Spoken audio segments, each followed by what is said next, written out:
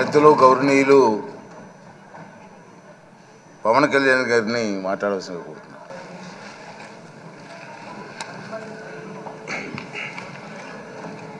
పదహారవ శాసనసభకి ఏకగ్రీవంగా ఎన్నికైన సభాపతి శ్రీ చింతకాల అయ్యన్ పాత్ర గారికి హృదయపూర్వక నమస్కారాలు, మీకు శుభాకాంక్షలు. ఇది నేను మొదటిసారి అసెంబ్లీలోకి అడుగు పెట్టడం. ఇలాంటి సుదీర్ఘ రాజకీయ అనుభవం ఉన్న దాదాపు 7 సార్లు ఎమ్మెల్యేగాను, ఒకసారి పార్లమెంట్లో అడుగుపెట్టిన మీకు, Panchayati Raj, technical education, forest, R&B అనేక మంత్రిత్వ శాఖల్ని సమర్థవంతంగా నిర్వహించిన మీకు ఈ సభాధ్యక్షుడు, ఈ స్పీకర్ స్థానంలో కూర్చోవడం చాలా ఆనందంగా ఉంది. ఇన్ని దశాబ్దాలు ప్రజలు రాజకీయ జీవనంలో ప్రజలు మీ వాడి వేడి చూశారు. మీకు కోపం వస్తే ఋషికొండను చెక్కినట్టు ప్రత్యర్థులకి పదునైన ఉత్తరాంధ్ర యాసలో గుండు కొట్టేస్తారు. ఒకటే బాధేస్తా ఉంది సార్, ఇకపైన మీకు తిట్టే అవకాశం లేకపోవడం. కానీ ఇక మీద సభలో ఎవరు తిడుతున్నా దాన్ని ఆఫ్ చేసే బాధ్యత మీ చేతిలోనే ఉంది. మీరే మైక్ ఆఫ్ చేయాలి. అంటే మా చిన్నప్పుడు నేను చూసేవాడు, ఒకసారి అల్లరి చేసే అబ్బాయిని క్లాస్ లీడర్ చేసేవాడు చిన్నప్పుడు మా స్కూల్లో. కానీ ఇన్నాళ్ళు ప్రజలు మీ వాడి వేడి పలుకులు, మీ ఘాటైన వాగ్దాటి చూశారు. ఈ రోజు నుంచి రాష్ట్ర ప్రజలు మీ హుందాతనం చూస్తారు. డిబేట్స్ వెనకాల దాక్కుని సంస్కారహీనమైన భాషల్ని, భావాల్ని రకరకాల మాధ్యాల్లో విరజిమ్ముతూ ఉంటారు. దాని నియంత్రణ మీ ఆధ్వర్యంలో ఇక్కడి నుంచే మొదలవ్వాలి. ఇందాక సభానాయకులు గౌరవ ముఖ్యమంత్రి శ్రీ చంద్రబాబు నాయుడు గారు చెప్తారు, ఆడబిడ్డలు ఏ విధంగా నలిగిపోయారు ఈ రాష్ట్రంలో గత 5 సంవత్సరాల్లో. చిన్న లేదు, పెద్ద లేదు, ఎవరని లేదు. ఎవరన్నా సరే ఒక మాట మాట్లాడితే వాళ్ళు వ్యక్తిగతంగా దూషణ, సోషల్ మీడియాలో వాళ్ళని క్యారెక్టర్ అసాసినేట్ చేయటం, వాళ్ళు పెద్ద నాయకులు కావచ్చు, కార్యకర్తలు కావచ్చు, లేదా వాళ్ళకి ఎదురు తిరిగి ఒక ఒపీనియన్ చెప్పి ఎవరైనా సగటు మనిషి కూడా కావచ్చు, అది ఇక్కడతో ఈ రోజు నుంచి ఆగిపోవాలి అధ్యక్ష. అది మీ ఆధ్వర్యంలోనే మొదలవ్వాలి. గత ప్రభుత్వం తాలూకు సభ జరిగిన విధానం చూస్తే ఈ వ్యక్తిగత దూషణ ఇవన్నీ చాలా ఇబ్బంది పెట్టే ప్రజలు. ఈ రోజున వాళ్ళకి 11 సీట్లకు పరిమితం అయ్యారు, ఈరోజు లేరు, ధైర్యం లేదు వాళ్ళకి. విజయాన్ని తీసుకోగలిగారు కానీ ఓటమి కూడా ధైర్యంగా కూర్చుకునే వాళ్ళకి స్థాయి లేదు, వాళ్ళకి పారిపోయారు ఇక్కడి నుంచి. భావంలో ఉండే తీవ్రత భాషలో ఉండాల్సిన అవసరం లేదు.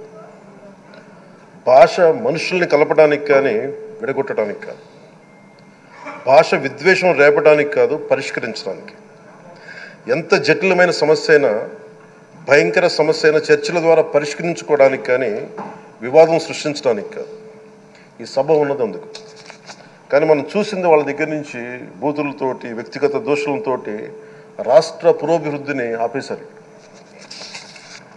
అలాంటి సభ కాకుండా ఇందాక మన పెద్దలు శ్రీ గౌరవ ముఖ్యమంత్రి చంద్రబాబు గారు చెప్పినట్టుగా ఇది భవిష్యత్తుకి ఇది ఒక ప్రమాణం అవ్వాలి. 2047 వరకు ఇంత అద్భుతమైన స్థానంలో మనకి ఆంధ్రప్రదేశ్ తెలుగు జాతి ఉన్నత స్థాయికి వెళ్ళాలంటే ఈరోజు మనం వేసే ప్రతి అడుగు అది భవిష్యత్ తరాలకు ఒక నిర్దేశక ఒక టచ్ స్టోన్గా ఉండిపోవాలి, ఒక గిట్ రాయిగా ఉండిపోవాలి. ఈ రోజున ఈ సభలో ఉన్న గౌరవ సభ్యులందరూ చట్టాలు చేయడానికి ఉన్నారు, చట్టాలు ఉల్లంఘించడానికి కాదు. విభేదించడం అంటే ద్వేషించడం కాదు, వాదించడం అంటే కొట్టుకోవడం కాదు. ఇవన్నీ విభేదించడం, వాదించడం ఇవన్నీ ప్రజాస్వామ్యానికి చాలా మౌలికమైన పునాదులు.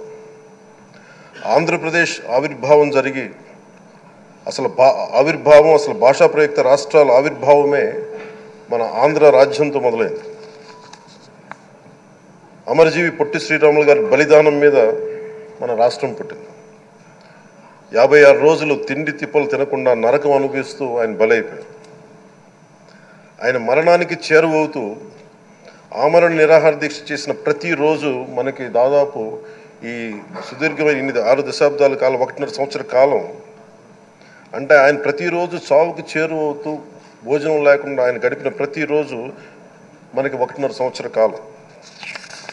అలాంటి నేపథ్యంలో అలాంటి మహోన్నతుడు శ్రీ పొట్టి శ్రీరాములు గారి త్యాగాన్ని కనుక మనం ఈ సభలో ప్రజా సంక్షేమం కోసం మాత్రమే చర్చలు జరగాలి, వాదోపవాదాలు హద్దులు దాటకుండా ఉండాలి, వ్యక్తిగత దూషణకి తావివ్వకుండా ఉండాలి.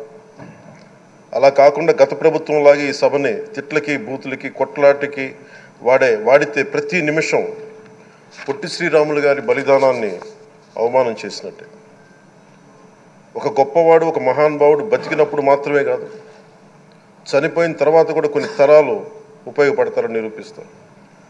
అలాంటి కోవకు చెందిన మహానుభావులు ఆంధ్ర రాష్ట్ర సృష్టికర్త, భాషా ప్రయుక్త రాష్ట్రాలకు శ్రీకారం చుట్టిన ద్రష్ట, అమరజీవి శ్రీ పొట్టి శ్రీరాములు గారి స్మృతిలో ఒక విలువలతో కూడిన ఒక సత్సాంప్రదాయాన్ని తెరలేపుతూ మీ ఆధ్వర్యంలో ఈ సభ జరగాలని, ఈ 5 ఏళ్ల ప్రజా ప్రస్థానంలో ఈ విలువైన 5 ఏళ్ళు రాబోయే తరానికి గొప్ప భవిష్యత్తునిచ్చేలా, అన్నం పెట్టే రైతుకి, కౌలు చేసుకునే రైతుకి, రైతు కూలీకి అండగా ఉండేలా, మహిళలకి భద్రతతో పాటు ఉన్నత స్థాయికి ఎదిగేలా, ప్రభుత్వ ఉద్యోగులకి భద్రత కల్పించేలా, పశువు పక్షి ప్రకృతి సర్వజనులందరికీ కూడా మతాలకి ప్రాంతాలకి అతీతంగా సుభిక్షంగా అభివృద్ధి పదంలో ఆంధ్రప్రదేశ్ ఆంధ్ర రాజ్యం అద్భుతమైన ప్రగతి సాధించేలా ఈ చర్చలు సాగాలని కోరుకుంటూ, సభాపతి అయ్యన్న పాత్రుడి గారికి